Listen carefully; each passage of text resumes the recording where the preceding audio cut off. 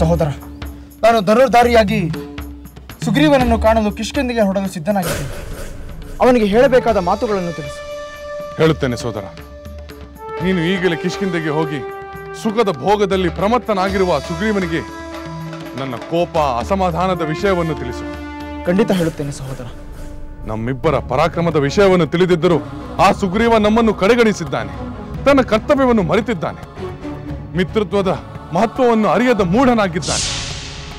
ಸುಖದ ಅಮಲಿನಲ್ಲಿ ಧರ್ಮಗಳ ಪರಿವೇ ಇಲ್ಲದವನಾಗಿದ್ದಾನೆ. ಅಗ್ನಿ ಸಾಕ್ಷಿಯಾಗಿ ಸ್ವೀಕರಿಸಿದ ಸ್ನೇಹಕ್ಕೆ ದ್ರೋಹವೆಸಗಿ ಕೊಟ್ಟ ಮಾತನ್ನು ಮರೆತಿದ್ದಾನೆ ಸಹೋದರ. ಸೀತಾ ಅನ್ವೇಷಣೆಯ ಕಾರ್ಯದಲ್ಲಿ ಉತ್ಸುಕನಾಗದ ಅವನಲ್ಲಿ ನನಗೆ ಉಂಟಾಗಿರುವ ಕೋಪ ಅಸಮಾಧಾನ ವಿಷಯವನ್ನು ಅವನಿಗೆ ಚೆನ್ನಾಗಿ ಮನವರಿಕೆ ಮಾಡಿಕೊಳ್ಳು. ಆಗಲಿ ಸಹೋದರ, ಖಂಡಿತ ಮನವರಿಕೆ ಮಾಡಿಕೊಡುತ್ತೇನೆ. ವಾಲಿ ಹೋದ ದಾರಿಯಲ್ಲೇ ಅವನು ಹೋಗುತ್ತಾನೆ ಎಂದು ಹೇಳು. ವಾಲಿ ಆದರೆ ಒಬ್ಬನೇ ಹತನಾದ. ಆದರೆ ಸುಗ್ರೀವ ವಚನ ಭ್ರಷ್ಟನಾದರೆ ಅವನನ್ನು ಅವನ ಬಂಧುಗಳ ಸಹಿತ ವಿನಾಶ ಮಾಡುತ್ತೇನೆ ಎಂದು ಹೇಳು. ಪಾಪ, ಸಾತ್ವಿಕರ ಕೋಪ ಪ್ರಳಯಾಗ್ನಿಯಂತೆ ಭೀಕರವೆಂದು ಆ ವಾನರನಿಗೆ ತಿಳಿದಿಲ್ಲವೆಂದು ಕಾಣುತ್ತದೆ. ಹೌದು ಲಕ್ಷ್ಮಣ, ಇನ್ನೂ ವಿಳಂಬ ಮಾಡದೆ ಆ ವಾನರ ರಾಜ ಸೀತಾ ಅನ್ವೇಷಣೆಯ ಕಾರ್ಯವನ್ನು ಆರಂಭಿಸುವಂತೆ ಮಾಡಲು ಉಚಿತವಾದ ಎಲ್ಲ ಮಾತುಗಳನ್ನು ಹೇಳು ಲಕ್ಷ್ಮಣ. ಆಗಲಿ ಸಹೋದರ, ನಾನಿನ್ನು ಬರುತ್ತೇನೆ. ಏಕೆ ನಿಂತೆ ಲಕ್ಷ್ಮಣ? ಏನು ಯೋಚನೆ? ಕೃತಜ್ಞತೆಯ ಲವಲೇಶವೂ ಇಲ್ಲದ ಆ ಸುಗ್ರೀವನೊಂದಿಗೆ ಮಾತಾಡುವುದೇನಿದೆ? ಅವನನ್ನು ಕೇಳಿಕೊಳ್ಳುವುದೇನಿದೆ? ತಮ್ಮ ಕಾರ್ಯ ಸಾಧನೆಗಾಗಿ ಸುಳ್ಳು ಭರವಸೆಯನ್ನು ನೀಡುವ ವಂಚಕರ ಸಾಲಿಗೆ ಆ ಸುಗ್ರೀವನು ಸೇರುವನೆಂದು ಕಾಣುತ್ತದೆ. ನಮ್ಮನ್ನು ಕಡೆಗಣಿಸಿ ಅಪಮಾನ ಮಾಡಿದ ಸುಗ್ರೀವನನ್ನು ನಾನು ಈಗಲೇ ಸಂಹರಿಸುತ್ತೇನೆ. ತಾಳ್ಮೆ ಲಕ್ಷ್ಮಣ, ತಾಳ್ಮೆ. ಗುಣಹೀನನಾದ ಅವನಿಗೆ ನಾವು ಉಪಕಾರ ಮಾಡಬಾರದಾಗಿತ್ತು ಸಹೋದರ. ನಾನು ಈಗಲೇ ಹೋಗಿ ಸುಗ್ರೀವನನ್ನು ಕೊಂದು ಅಂಗದನಿಗೆ ಪಟ್ಟ ಕಟ್ಟುತ್ತೇನೆ. ವಾಲಿ ಪುತ್ರನಾದ ಅವನೇ ಅತ್ತಿಗೆ ಅನ್ವೇಷಣೆಯ ಕಾರ್ಯದಲ್ಲಿ ನಮಗೆ ನೆರವಾಗಲಿ. ಸೋದರ, ನಿನ್ನಂತಹ ವಿವೇಕಿ ಹೀಗೆ ಪಾಪ ಕಾರ್ಯದ ಯೋಚನೆ ಮಾಡಬಾರದು. ಕೋಪ ಆವೇಶಗಳನ್ನು ಗೆಲ್ಲಬಲ್ಲವನೇ ನಿಜವಾದ ವೀರ. ಸಹೋದರ, ನನ್ನ ಕೋಪ ಸಕಾರಣವಾಗಿದೆ. ಇರಬಹುದು ಸೋದರ, ಆದರೆ ನಾವು ನಮ್ಮ ಸಂಸ್ಕೃತಿಯನ್ನು ಮರೆಯಬಾರದು ಅಲ್ಲವೇ? ನಾವು ಸ್ನೇಹಪೂರ್ವಕವಾಗಿ ಆ ಸುಗ್ರೀವನನ್ನು ಎಚ್ಚರಿಸಬೇಕು.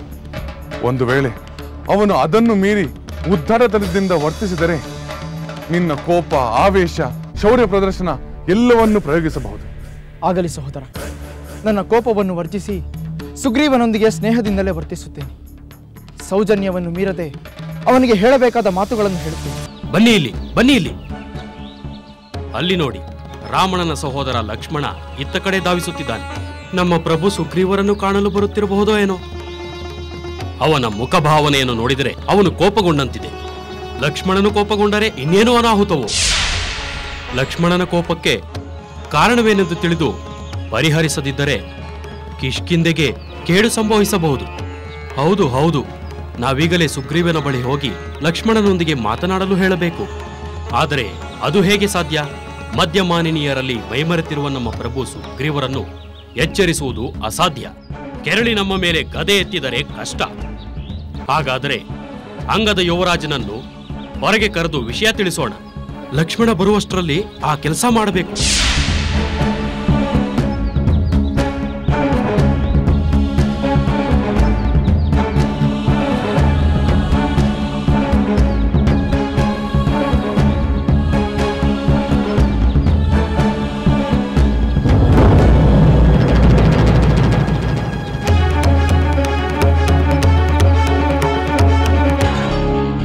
ರಾಮನ ಸಹೋದರ ಲಕ್ಷ್ಮಣನಿಗೆ ವಂದನೆಗಳು.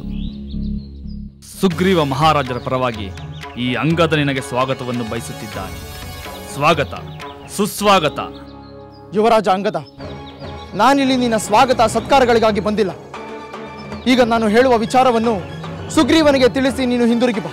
ಎಲೈ ವಾನರನೇ, ಶತ್ರು ಮರ್ದನನಾದ ಶ್ರೀರಾಮನ ಸಹೋದರ ಇಲ್ಲಿಗೆ ಬಂದು ಕಿಷ್ಕಿಂಧೆಯ ಹೆಬ್ಬಾಗಿಲಿನಲ್ಲಿ ನಿಂತಿದ್ದಾನೆ.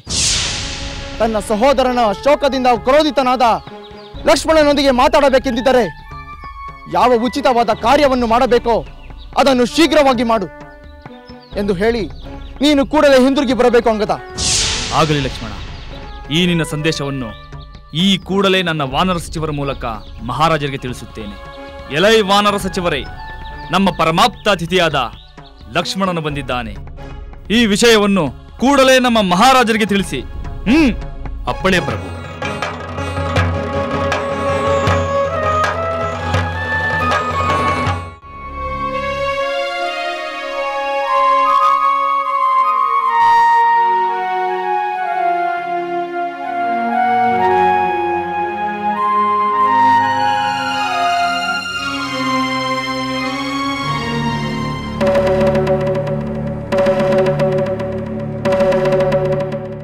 ಮಹಾಪ್ರಭು, ಸಮಯವಲ್ಲದ ಸಮಯದಲ್ಲಿ ಬಂದ ನಮ್ಮನ್ನು ಕ್ಷಮಿಸಿರಿ. ಅನ್ಯ ಮಾರ್ಗವೇ ಬರಲೇಬೇಕಾಯಿತು. ಏಕೆಂದರೆ ಮುಂದೆ ಕಿಷ್ಕಿಂಧೆಗೆ ಅನಾಹುತ ಸಂಭವಿಸಬಾರದೆಂದು ಬಂದಿದ್ದೇವೆ. ಸಚಿವರೇ, ಕಿಷ್ಕಿಂಧೆಗೆ ಆಪತ್ತೆ ಎಂದಿಗೂ ಸಾಧ್ಯವಿಲ್ಲ. ನಿಮ್ಮ ಆತಂಕಕ್ಕೆ ಕಾರಣವೇನು ಹೇಳಿ. ಮಹಾಪ್ರಭು, ಶ್ರೀರಾಮನ ಸಹೋದರನಾದ ಲಕ್ಷ್ಮಣನು ಬಂದು ಕಿಷ್ಕಿಂಧೆಯ ಮಹಾದ್ವಾರದಲ್ಲಿ ನಿಂತಿದ್ದಾನೆ. ಧನುರ್ಧಾರಿಯಾದ ಲಕ್ಷ್ಮಣನ ಮುಖದಲ್ಲಿ ಕೋಪ ಪ್ರಜ್ವಲಿಸುತ್ತಿದೆ.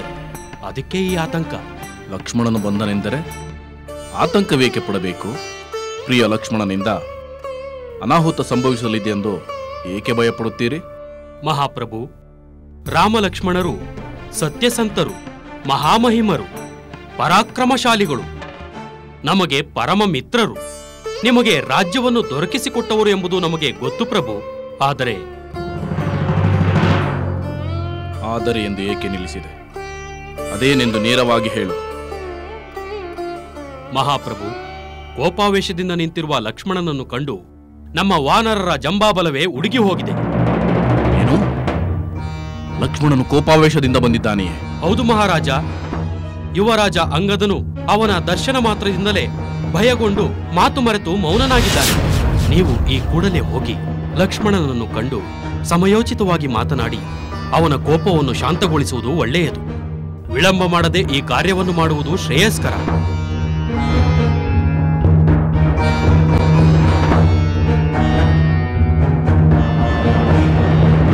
ಪ್ರಿಯ ಸಚಿವರೇ, ನಾನು ಕೆಟ್ಟ ಮಾತುಗಳನ್ನು ಆಡಿದವನಲ್ಲ, ಕೆಟ್ಟ ಕಾರ್ಯವನ್ನು ಮಾಡಿದವನಲ್ಲ. ಹೀಗಿರುವಲ್ಲಿ ರಾಮ ಸೋದರನಾದ ಲಕ್ಷ್ಮಣನು ಕುಪಿತಗೊಳ್ಳಲು ಕಾರಣವೇನು? ಕಾರಣವಿಲ್ಲದೆ ಅವನು ಏಕೆ ಕೋಪಿಸಿಕೊಳ್ಳುತ್ತಾನೆ ಪ್ರಭು?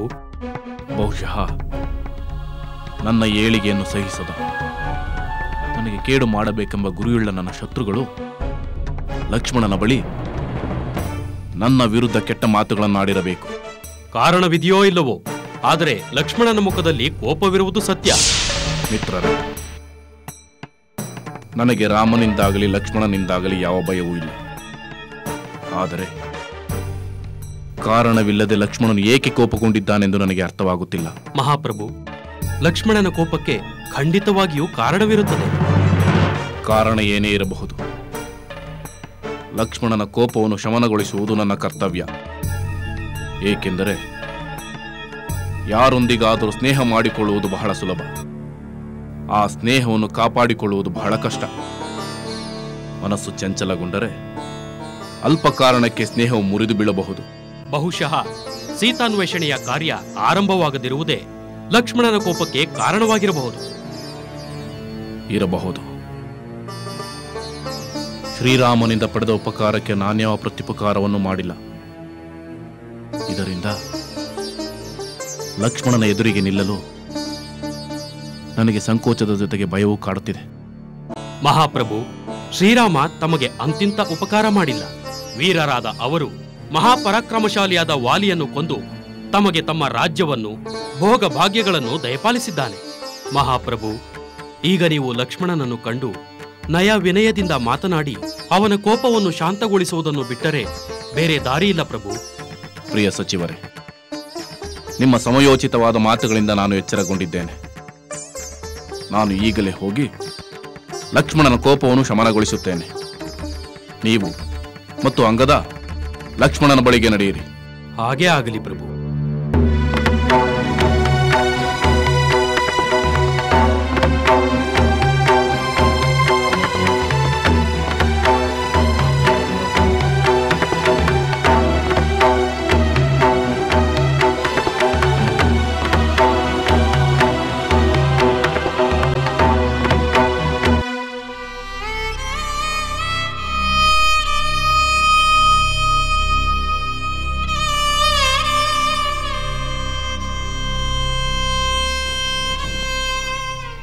ಏಕೆ ಮಹಾರಾಜ?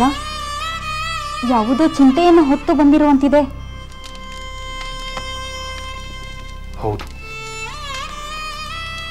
ಲಕ್ಷ್ಮಣನು ಕೋಪಗೊಂಡು ನನ್ನನ್ನು ಕಾಣಲು ಬಂದು ದ್ವಾರದಲ್ಲಿ ನಿಂತಿರುವನಂತೆ. ಲಕ್ಷ್ಮಣನ ಕೋಪವು ರಾಮನ ಕೋಪವೇ ಆಗಿರಬೇಕೆಂದು ನನಗೆ ಸಂದೇಹವಾಗುತ್ತಿದೆ. ಕೋಪಾವೇಶದಿಂದ ರಾಮಚಂದ್ರನು ಬಿಲ್ಲು ಹಿಡಿದು ನಿಂತನೆಂದರೆ ದೇವಾಸುರ ಗಂಧರ್ವರಾದಾಗಿ ಸಕಲರನ್ನು ನಿಗ್ರಹಿಸಬಲ್ಲನೆಂದು ನನಗೆ ಗೊತ್ತಿದೆ. ರಾಮನ ಕೋಪವೇ ಲಕ್ಷ್ಮಣನ ಕೋಪವಾಗಿದ್ದರೆ ಯೋಚಿಸಲೇಬೇಕು. ಏಕೆಂದರೆ ಲಕ್ಷ್ಮಣ ರಾಮನ ಎರಳಿನಂತಿರುವವನು. ಈ ಸಂದರ್ಭದಲ್ಲಿ ರಾಮನ ಕೋಪವನ್ನು ಕೆರಳಿಸುವುದು ಸರ್ವತಾ ಯುಕ್ತವಲ್ಲ. ಅದು ನಿಜವೇ ಆಗಿದ್ದರೆ ನೀನು ಈ ಕೂಡಲೇ ರಾಮನಿಗೆ ಶರಣಾಗಿ ನೀನು ಅವನಿಗೆ ಕೊಟ್ಟಿರುವ ವಚನದಂತೆ ನಡೆದುಕೊಳ್ಳುವುದು ಸೂಕ್ತ.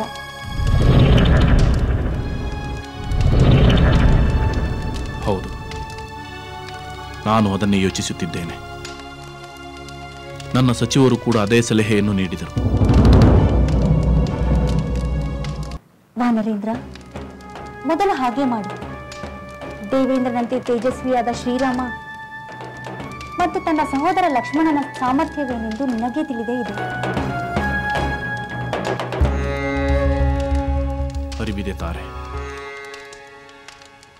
ಮೂಲತಃ ಶಾಂತ ಸ್ವಭಾವನಾದ ಲಕ್ಷ್ಮಣನು ಕೋಪಗೊಂಡಿದ್ದಾನೆಂದರೆ ಅದಕ್ಕೆ ಬಲವಾದ ಕಾರಣವಿರಬೇಕು.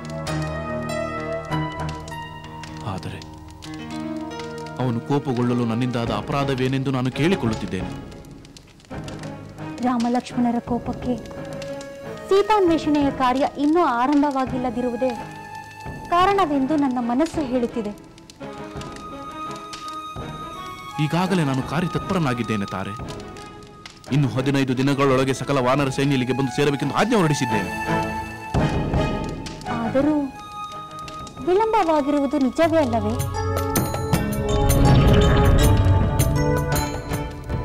ಹೌದು, ವಿಳಂಬವಾಗಿದೆ. ಹೀಗೇನು ಮಾಡಲಿ? ಕೋಪದಿಂದ ಉರಿಯುತ್ತಿರುವ ಲಕ್ಷ್ಮಣನ ಎದುರಿಗೆ ನಿಲ್ಲಲು ನನ್ನ ಮನಸ್ಸು ಹಿಂಜರಿಯುತ್ತಿದೆ. ಮೊದಲು ಅವನು ಶಾಂತನಾದರೆ ಆ ನಂತರ ಅವನೊಂದಿಗೆ ಮಾತನಾಡಬಹುದು. ಅದಕ್ಕೆ ನೀನೊಂದು ಕೆಲಸ ಮಾಡಬೇಕು. ಏನು ಮಾಡಬೇಕೆಂದು ನೀವೇ ಹೇಳಿ. ನೀನು ಹೋಗಿ ಸೀತಾನ್ವೇಷಣೆ ಕಾರ್ಯವನ್ನು ನಾನು ನಿರ್ಲಕ್ಷಿಸಿಲ್ಲ ಎಂಬುದನ್ನು ಅವನಿಗೆ ಮನವರಿಕೆ ಮಾಡಿಕೊಡು. ನಿನ್ನ ಪ್ರಿಯವಾದ ಮಾತುಗಳಿಂದ ಅವನನ್ನು ಪ್ರಸನ್ನಗೊಳಿಸು. ಆಗಲಿ, ನಾನು ಹಾಗೆ ಮಾಡುತ್ತೇನೆ. ಹೋಗುತ್ತಾರೆ, ಕೂಡಲೇ ಹೋಗು. ಅವನು ಶಾಂತನಾದ ಮೇಲೆ ನಾನು ಅವನನ್ನು ಕಾಣುತ್ತೇನೆ. ಹೋಗುತ್ತಾರೆ.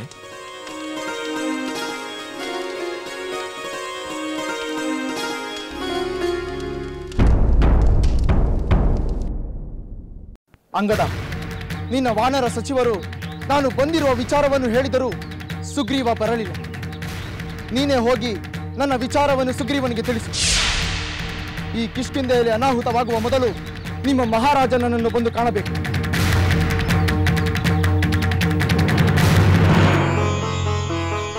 ಸಾವಧಾನ ಲಕ್ಷ್ಮಣ, ಸಾವಧಾನ. ಮಹಾರಾಜರು ನಿನ್ನನ್ನು ಕಂಡು ಮಾತನಾಡಲು ಖಂಡಿತ ಬರುತ್ತಾರೆ. ಆದರೆ ಈ ನಿನ್ನ ಕೋಪಕ್ಕೆ ಕಾರಣವೇನೆಂದು ಹೇಳು. ಯಾರಿಂದಲಾದರೂ ಅಪಚಾರವಾಯಿತೆ? ಸುಗ್ರೀವನ ಹಿತ ಕೋರುವ ನಿನಗೆ ಸುಗ್ರೀವ ಭೋಗಾಸಕ್ತನಾಗಿ ರಾಜಕಾರ್ಯದಲ್ಲಿ ಹಾಗೂ ಮಿತ್ರ ಕಾರ್ಯದಲ್ಲಿ ಉದಾಸೀನನಾಗಿರುವುದು ನಿನಗೆ ತಿಳಿಯದೇನು? ಅದು ಲಕ್ಷ್ಮಣ, ನಾನು ಎಲ್ಲಾ ವಿಚಾರವನ್ನು ತಿಳಿದೇ ಮಾತಾಡುತ್ತಿದ್ದೇನೆ ತಾರಾ. ತನ್ನ ಸುಖದಲ್ಲಿ ಮುಳುಗಿ ಮೋದ ಪ್ರಮೋದಗಳಲ್ಲಿ ಪರವಶನಾಗಿರುವ ಅವನು ತಾನು ರಾಜನೆಂಬುದನ್ನೇ ಅವನು ಮರೆತಿದ್ದಾನೆ. ಪತ್ನಿ ವಿಯೋಗದಿಂದ ಪರಿತಪಿಸುತ್ತಿರುವ ಶ್ರೀರಾಮನ ನೆನಪು ಇದ್ದಂತಿಲ್ಲ.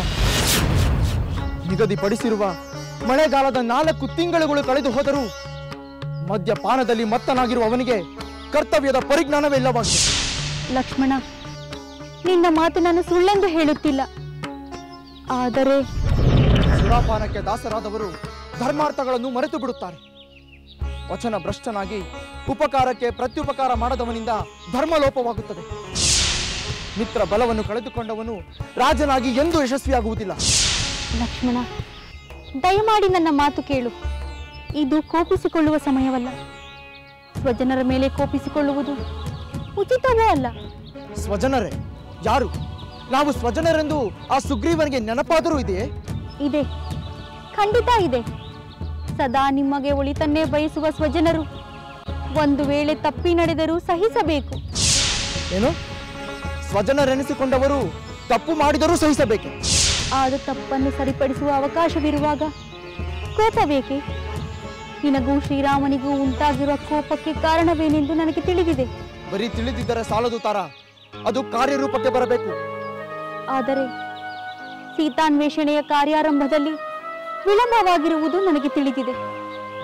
ತಪ್ಪು ತಿಳಿಯಬೇಡ ಲಕ್ಷ್ಮಣ. ನೀನು ಭಾವಿಸಿರುವಂತೆ ಸುಗ್ರೀವ ನಿಮ್ಮ ಕಾರ್ಯವನ್ನು ನಿರ್ಲಕ್ಷಿಸಿಲ್ಲ. ಸುಖಭೋಗದಲ್ಲಿ ಮುಳುಗಿದ್ದರು ವಾನರೇಂದ್ರ, ಸಕಲ ವಾನರ ಸೈನ್ಯ, ವಾನರ ವೀರರು ಈಗಾಗಲೇ ಒಂದು ಕಡೆ ಸೇರುವಂತೆ ಆಜ್ಞೆ ಮಾಡಿದ್ದಾನೆ. ಇದು ನಿಜವೇ? ನಿಜ ಲಕ್ಷ್ಮಣ. ಬೇಕಾದರೆ ಮಹಾತ್ಮನಾದ ಹನುಮಂತನನ್ನು, ನೀಲನನ್ನು ಕೇಳಿ ನೋಡು. ನಿಜ ಲಕ್ಷ್ಮಣ. ನೀಲ ಈಗಾಗಲೇ ಸುಗ್ರೀವಾಜ್ಞೆಯನ್ನು ಮುಟ್ಟಿಸುವ ವ್ಯವಸ್ಥೆ ಮಾಡುತ್ತಿದ್ದಾನೆ. ಲಕ್ಷ್ಮಣ, ಪರಮಾತ್ಮನಾದ ನೀನು ಹೀಗೆ ದ್ವಾರದಲ್ಲಿ ನಿಂತಿರುವುದು ನನಗೆ ನೋವುಂಟು ಮಾಡಿದೆ. ನಿನ್ನ ಮಿತ್ರ ನಿನ್ನ ಕಾಣಲು ಕಾತುರಗೊಂಡಿದ್ದಾನೆ. ದಯವಿಟ್ಟು ಒಳಗೆ ಬಾ ಲಕ್ಷ್ಮಣ. ಸುಗ್ರೀವನೊಂದಿಗೆ ನೀನೇ ಮಾತನಾಡಿ ನಿನ್ನ ಎಲ್ಲ ಸಂದೇಹವನ್ನು ಪರಿಹರಿಸಿಕೊ. ದಯಮಾಡು ಲಕ್ಷ್ಮಣ, ನನ್ನ ಮಾತೆಯ ಆಹ್ವಾನವನ್ನು ಅಂಗೀಕರಿಸು. ನಾವೆಲ್ಲ ನಿನ್ನ ಆಜ್ಞಾಧಾರಕರು. ಆಗಲಿ. ರಾಮ ಕಾರ್ಯಾರ್ಥವಾಗಿ ಸುಗ್ರೀವನೊಂದಿಗೆ ಮಾತಾಡುವ ಉದ್ದೇಶದಿಂದ ನಾನು ಅರಮನೆಯೊಳಗೆ ಬರುತ್ತೇನೆ. ದಯಮಾಡು ಲಕ್ಷ್ಮಣ.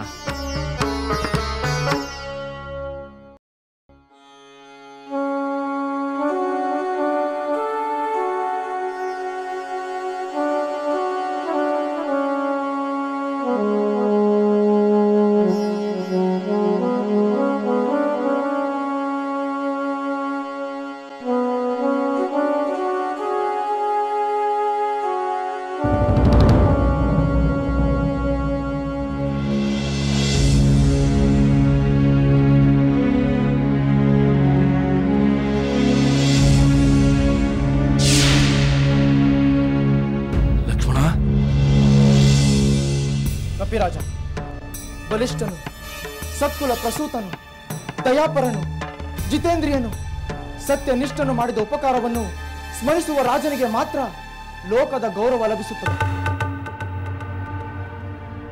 ನಿನ್ನ ಮಾತು ನಿಜ ಲಕ್ಷ್ಮಣ.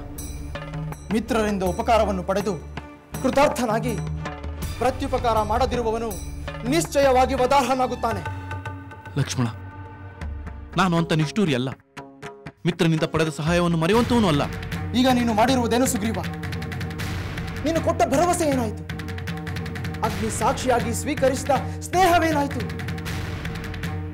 ರಾಮನಿಂದ ಉಪಕಾರವನ್ನು ಪಡೆದು ಈಗ ಅದರ ನೆನಪೇ ಇಲ್ಲದಂತೆ ವರ್ತಿಸುತ್ತಿಲ್ಲವೇ? ನೀನು ನಿಜವಾದ ಮಿತ್ರನೇ ಆಗಿದ್ದರೆ ಈ ವೇಳೆಗೆ ಅತ್ತಿಗೆ ಅನ್ವೇಷಣೆ ಕಾರ್ಯವು ಆರಂಭವಾಗಬೇಕಾಗಿತ್ತು. ದಯಮಾಡಿ ಶಾಂತನಾಗು ಲಕ್ಷ್ಮಣ. ನನ್ನ ಮಾತುಗಳನ್ನು ಕೇಳು. ಇಂದೆಲ್ಲಿಯ ಶಾಂತಿ ಸುಗ್ರೀವ? ದಯಾವಂತನಾದ ಶ್ರೀರಾಮನಿಂದ ರಾಜ್ಯಾಧಿಕಾರವನ್ನೇ ಪಡೆದ ನೀನು ಅದರ ಸ್ಮರಣೆ ಇಲ್ಲದೆ ಅಹಂಕಾರದಿಂದ ಅವಾಜ್ಞೆಯಿಂದ ನಡೆದುಕೊಂಡಿರುವೆ. ಈಗಲೇ ಉಪಕಾರ ಸ್ಮರಣೆಯಿಂದ ಮಾಡಬೇಕಾದ ಕಾರ್ಯವನ್ನು ಮಾಡದಿದ್ದರೆ ರಾಮನ ಹರಿತವಾದ ಬಾಣಗಳಿಗೆ ಆಹುತಿಯಾಗುವೆ. ಲಕ್ಷ್ಮಣ, ಲಕ್ಷ್ಮಣ, ದಯಮಾಡಿ ಇಂಥ ಕಠಿಣವಾದ ಮಾತುಗಳನ್ನಾಡಬೇಡ. ಇಂತಹ ಮಾತುಗಳಿಗೆ ಸುಗ್ರೀವ ಅರ್ಹನಲ್ಲ. ಉಪಕಾರವನ್ನು ಮರೆತ ಕೃತಜ್ಞನಲ್ಲ, ಸುಳ್ಳಾಡುವವನಲ್ಲ, ದುಷ್ಟ ಬುದ್ಧಿಯವನೂ ಅಲ್ಲ. ಶಾಂತನಾಗು ಲಕ್ಷ್ಮಣ. ಕಪಿರಾಜನ ಮೇಲೆ ಕನಿಕರ ತೋರು.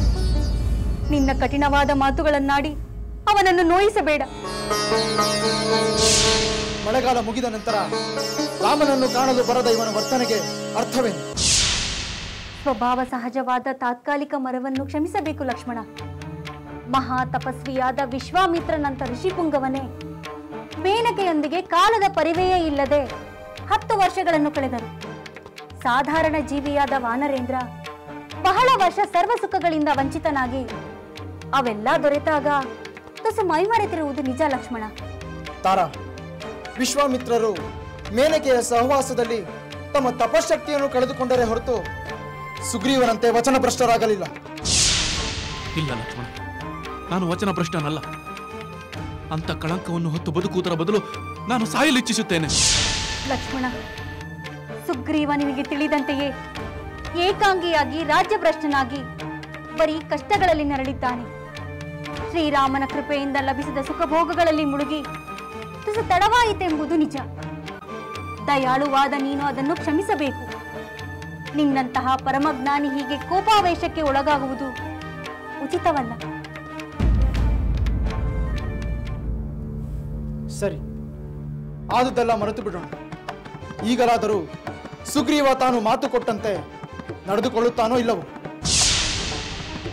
ಶ್ರೀರಾಮನಿಗೆ ಪ್ರಿಯವನ್ನುಂಟು ಮಾಡಲು ಸುಗ್ರೀವ ನನ್ನನ್ನು, ರುಮೆಯನ್ನು, ಅಂಗದನನ್ನು, ಈ ರಾಜ್ಯವನ್ನು ತ್ಯಜಿಸಲು ಸಿದ್ಧವಾಗಿದ್ದಾನೆ. ಯಾರ ಸಹಾಯವಿಲ್ಲದಿದ್ದರೂ ಆ ಲಂಕೆಯ ರಾವಣನನ್ನು ಸಂಹರಿಸಿ ನನ್ನ ಸಹೋದರ ತನ್ನ ಪತ್ನಿಯನ್ನು ಪಡೆಯುವ ಸಾಮರ್ಥ್ಯ ಹೊಂದಿದ್ದಾನೆ. ಶ್ರೀರಾಮನ ಸಾಮರ್ಥ್ಯವೇನೆಂದು ನಮಗೆಲ್ಲ ಗೊತ್ತಿದೆ. ಆದರೆ ಲಂಕೆಯಲ್ಲಿ ಕೋಟಿ ಕೋಟಿ ಸಂಖ್ಯೆಯಲ್ಲಿ ರಾಕ್ಷಸರಿದ್ದಾರೆ. ಆ ರಾಕ್ಷಸರ ಸಂಹಾರವಾಗದೆ ರಾವಣನ ವಧೆ ಸಾಧ್ಯವಿಲ್ಲ. ಇಂತಹ ಸಮಯದಲ್ಲಿ ಸುಗ್ರೀವನ ಸಹಾಯ ನಿಮಗೆ ಅಗತ್ಯವಿದೆ. ಅಂದರೆ ಸುಗ್ರೀವನ ಬೆಂಬಲವಿಲ್ಲದಿದ್ದರೆ ಆ ರಾಕ್ಷಸನನ್ನು ಜಯಿಸುವುದು ಅಸಾಧ್ಯವೆಂದು ನಮಗೆ ಹೇಳುತ್ತಿರುವೆಯಾ? ಇಲ್ಲ ಲಕ್ಷ್ಮಣ, ದಯಮಾಡಿ ಕುಳಿತುಕೋ. ಸಾವಧಾನವಾಗಿ ನನ್ನ ಮಾತುಗಳನ್ನು ಕೇಳು. ನನ್ನಿಂದ ವಿಳಂಬವಾದುದಕ್ಕೆ ನಾನು ಕ್ಷಮೆ ಯಾಚಿಸುತ್ತೇನೆ.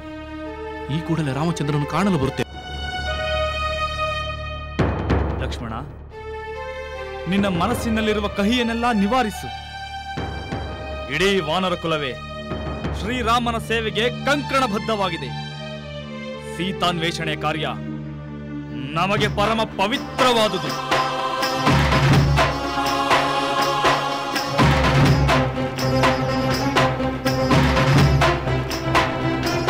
ಲಕ್ಷ್ಮಣ, ಕುಳಿತುಕೋ. ದಯಮಾಡಿ ಕುಳಿತುಕೋ ಲಕ್ಷ್ಮಣ.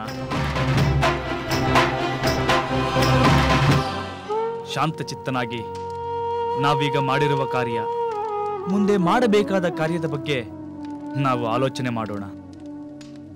ಹೌದು ಲಕ್ಷ್ಮಣ, ಮಿತ್ರರ ನಡುವೆ ಅವಿಶ್ವಾಸ ಬೆಳೆಯಬಾರದು. ಮಿತ್ರತ್ವ ಇನ್ನಷ್ಟು ಬೆಳೆಯಬೇಕು. ಅಪನಂಬಿಕೆ ದೂರವಾಗಬೇಕು.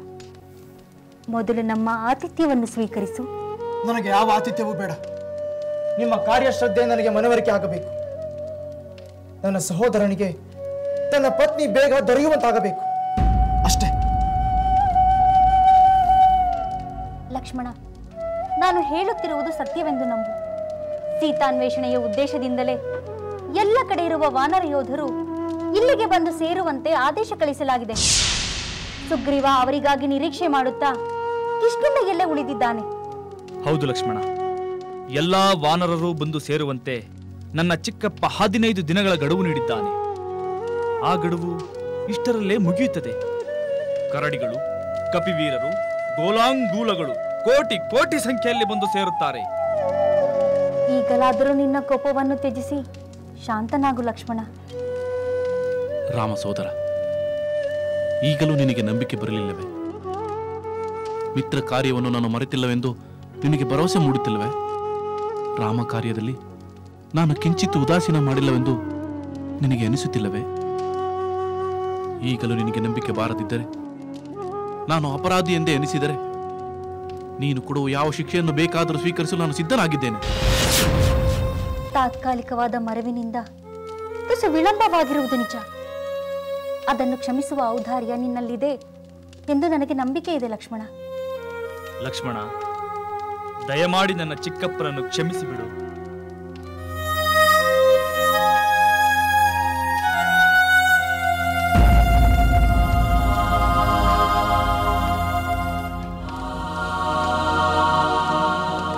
ಸುಗ್ರೀವ ಮಿತ್ರ, ನನ್ನ ಮಾತಿನಿಂದ ನಿನಗೆ ನೋವಾಗಿದ್ದರೆ ಅದನ್ನು ಮರೆತು ಬಿಡು.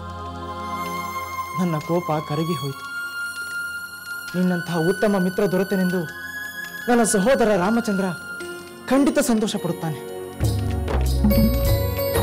ಲಕ್ಷ್ಮಣ,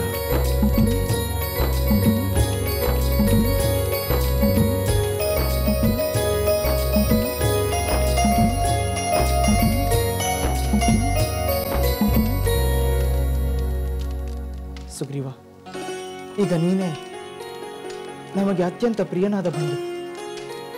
ನಿನ್ನ ಸ್ನೇಹ ನಮ್ಮ ಭಾಗ್ಯ. ಸುಗ್ರೀವ, ನೀನು ಕೂಡಲೇ ನನ್ನೊಂದಿಗೆ ಹೊರಟು ಬಾ. ಪತ್ನಿ ವಿಯೋಗದಿಂದ ದುಃಖಿತನಾಗಿರುವ ನನ್ನ ಸಹೋದರನನ್ನು ನಿನ್ನ ಧೈರ್ಯದ ಮಾತುಗಳಿಂದ ಸಂತೈಸು. ನನ್ನ ಸಹೋದರನ ದುಃಖದ ಕಾರಣದಿಂದ ಕಠಿಣ ಮಾತುಗಳನ್ನಾಡಿದ್ದ ನನ್ನನ್ನು ಕ್ಷಮಿಸು. ಇಲ್ಲ ಲಕ್ಷ್ಮಣ, ಇಲ್ಲ. ನೀನು ಕ್ಷಮೆಯನ್ನು ಕೇಳಬಾರದು.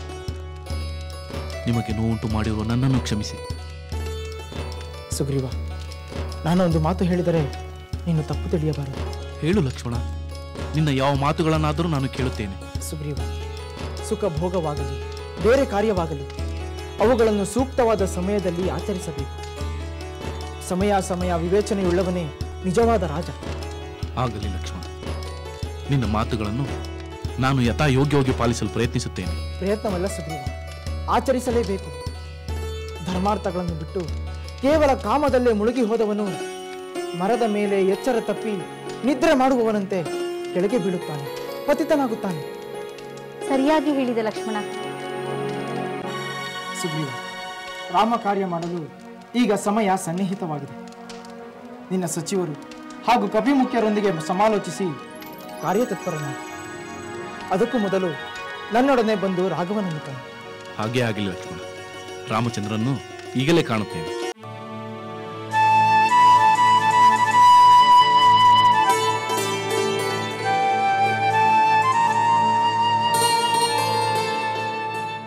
ಸುಗ್ರೀವ, ನಾನು ಸಹೋದರನನ್ನು ಕರೆತರುತ್ತೇನೆ. ಆಗಲಿ ಲಕ್ಷ್ಮಣ.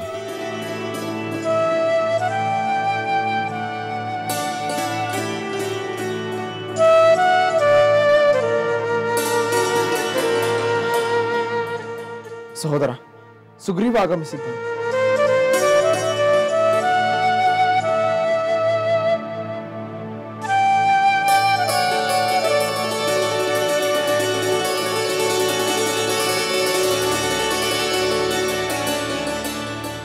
ರಘುಕುಲ ತಿಲಕ ರಾಮಚಂದ್ರ, ನಮೋ ನಮಃ. ರಾಮಚಂದ್ರ, ಮಳೆಗಾಲ ಕಳೆದ ಕೂಡಲೇ ನಿನ್ನನ್ನು ಕಾಣಲು ವಿಳಂಬವಾದುದಕ್ಕೆ ಕ್ಷಮೆಯಾಚಿಸುತ್ತೇನೆ. ದಯಮಾಡಿ ನನ್ನನ್ನು ಕ್ಷಮಿಸು. ನೀನು ಕೊಟ್ಟ ಮಾತಿಗೆ ತಪ್ಪದೆ ಕಾರ್ಯೋನ್ಮುಖನಾದರೆ ನಿನಗೆ ಕ್ಷಮೆ ದೊರೆಯುತ್ತದೆ. ಇಲ್ಲ ರಾಮಚಂದ್ರ, ಮಾತೆ ಸೀತಾನ್ವೇಷಣೆ ಕಾರ್ಯದಲ್ಲಿ ಖಂಡಿತ ನಿರ್ಲಕ್ಷ್ಯ ಮಾಡುವುದಿಲ್ಲ. ಬರೀ ಮಾತಿನಲ್ಲಿ ಹೇಳಿದರೆ ಸಾಲದು. ರಾಮಚಂದ್ರ, ನನ್ನ ಸಂಪತ್ತು ಕೀರ್ತಿ ಎಲ್ಲವೂ ನನ್ನ ಕೈ ಬಿಟ್ಟು ಹೋಗಿತ್ತು. ನಿನ್ನ ಕೃಪೆಯಿಂದ ನಾನು ಮತ್ತೆ ಪಡೆದುಕೊಂಡೆ. ಆ ಕೃತಜ್ಞತೆಯನ್ನು ನಾನಿನ್ನೂ ಮರೆತಿಲ್ಲ. ಪಡೆದ ಉಪಕಾರಕ್ಕೆ ಪ್ರತ್ಯುಪಕಾರ ಮಾಡದವನು ಖಂಡಿತ ಅದಮನೆನಿಸಿಕೊಳ್ಳುತ್ತಾನೆ. ರಾಮಚಂದ್ರ, ಅಷ್ಟ ದಿಕ್ಕುಗಳಿಂದಲೂ ಸದ್ಯದಲ್ಲೇ ನಮ್ಮ ವಾನರ ವೀರರು ಇಲ್ಲಿಗೆ ಬಂದು ಸೇರಲಿದ್ದಾರೆ. ಸಹೋದರ, ನಾನು ಕಿಷ್ಕಿಂದೆಗೆ ಹೋಗಿ ನಿನ್ನ ಬೇಸರ ಅಸಮಾಧಾನಗಳನ್ನು ತಿಳಿಸಿದೆ. ಆಗಲೇ ನನಗೆ ಎಲ್ಲಾ ಕಡೆಯಿಂದ ವಾನರ ಸೈನ್ಯ ಬರುತ್ತಿರುವ ವಿಷಯ ತಿಳಿಯಿತು. ಚಿಂತಿಸಬೇಡ, ಈ ವಾನರ ಸೈನ್ಯದ ನೆರವಿನಿಂದ ಆ ದುಷ್ಟ ರಾವಣನ ವಧೆ ಹಾಗೂ ಅತ್ತಿಗೆಯ ರಕ್ಷಣೆ ಎರಡು ಖಂಡಿತ ನೆರವೇರುತ್ತದೆ. ಹೌದು ರಾಮಚಂದ್ರ, ಇದು ಸತ್ಯ. ವೀರಾದಿ ವೀರರಾದ ಕಪಿವೀರರೆಲ್ಲ ಸದ್ಯದಲ್ಲಿ ಇಲ್ಲಿಗೆ ಬಂದು ಸೇರುತ್ತಾರೆ. ಅವರ ಪರಾಕ್ರಮದ ಮುಂದೆ ಆ ರಕ್ಕಸ ರಾವಣ ಎಷ್ಟರವನು.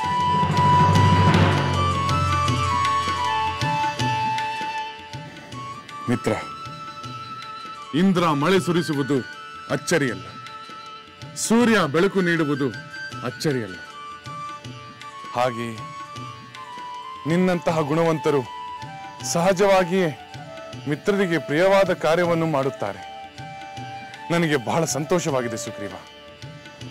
ಲಕ್ಷ್ಮಣ, ನೀನೇನಾದರೂ ತಪ್ಪು ಅಭಿಪ್ರಾಯದಿಂದ ಕಠಿಣವಾದ ಮಾತುಗಳನ್ನಾಡಿದ್ದರೆ ಸುಗ್ರೀವನಲ್ಲಿ ಕ್ಷಮೆ ಕೇಳು. ಬೇಡ ರಾಮಚಂದ್ರ, ಬೇಡ. ಲಕ್ಷ್ಮಣ ಪ್ರಭು ಯಾವ ಕಠಿಣ ಮಾತುಗಳನ್ನು ಆಡಲಿಲ್ಲ. ನನ್ನ ಹೊಣೆಗಾರಿಕೆಯನ್ನು ಎಚ್ಚರಿಸುವ ಮಾತುಗಳನ್ನಾಡಿದ್ದಾನೆ ಅಷ್ಟೇ. ಭೋಗದಲ್ಲಿ ಮುಳುಗಿ ಕರ್ತವ್ಯವನ್ನು ಮರೆತಿದ್ದ ನನಗೆ ಅಜಾಗರೂಕತೆಯನ್ನು ತಿಳಿಸಿಕೊಟ್ಟಿದ್ದಾನೆ. ಲಕ್ಷ್ಮಣನು ಕೃತಜ್ಞತೆಗೆ ಅರ್ಹನೇ ಹೊರತು ಕ್ಷಮೆಗಲ್ಲ. ರಾಮಚಂದ್ರ, ನಿನ್ನ ಕ್ಷಮಾಗುಣಕ್ಕೆ ನಾನು ಋಣಿಯಾಗಿದ್ದೇನೆ. ಸುಗ್ರೀವ, ನಿನ್ನಂತಹ ಮಿತ್ರನಿರುವಾಗ ನಾನು ಶತ್ರುಗಳನ್ನು ಜಯಿಸುವುದರಲ್ಲಿ ಯಾವ ಸಂದೇಹವೂ ಇಲ್ಲ. ನಿನ್ನಂಥ ಮಿತ್ರನಿಂದ ನಾನೂ ಕೃತಾರ್ಥನಾಗಿದ್ದೇನೆ. ಸುಗ್ರೀವ, ಈಗ ನನ್ನ ಆತ್ಮವಿಶ್ವಾಸ ವೃದ್ಧಿಸಿದೆ. ಶಚಿಯನ್ನು ಅಪಹರಿಸಿದ ಆ ಅನುಹ್ಲಾದ ವಿನಾಶಕ್ಕೆ ಗುರಿಯಾದಂತೆ ಸೀತೆಯನ್ನು ಅಪಹರಿಸಿದ ಆ ರಾವಣನು ವಿನಾಶ ಹೊಂದುತ್ತಾನೆ. ನಿನ್ನ ಸಹಾಯದಿಂದ ಖಂಡಿತ ಶೀಘ್ರದಲ್ಲಿ ಆ ರಾವಣನನ್ನು ನಾನು ನನ್ನ ಉಗ್ರವಾದ ಬಾಣಗಳಿಂದ ಸಂಹರಿಸುತ್ತೇನೆ.